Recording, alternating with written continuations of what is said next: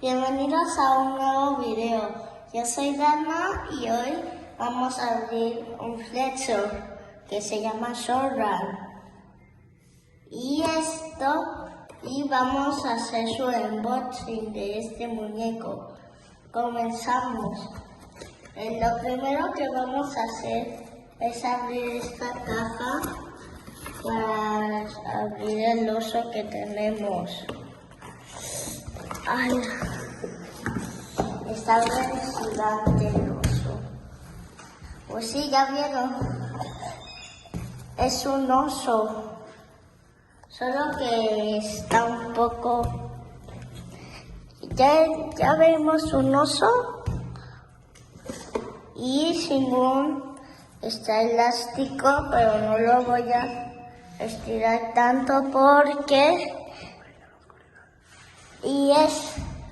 se rompe y este oso brilla en la oscuridad.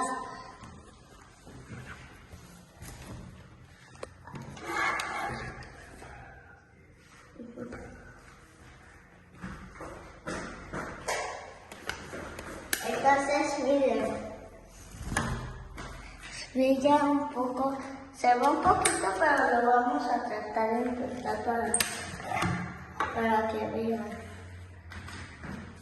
Y miren cómo brilla un poco, solo hay que dejarlo un poco más en luz,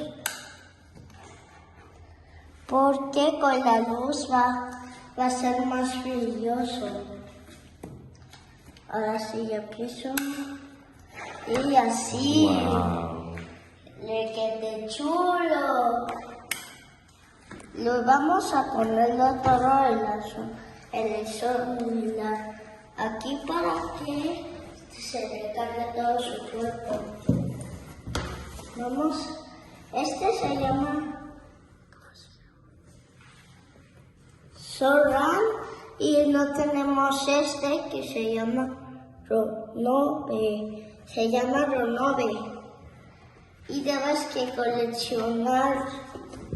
Y estos son nuevos. Y allá lo tenemos listo. Lo vamos a estirar. No lo estiraré tanto, porque si lo estiro tanto se rompe el juguete y ya y chau, bye bye. Entonces este oso está programado para que juegues con él. Y ahora que ya hablamos suficiente. Suscríbete al canal y dale like.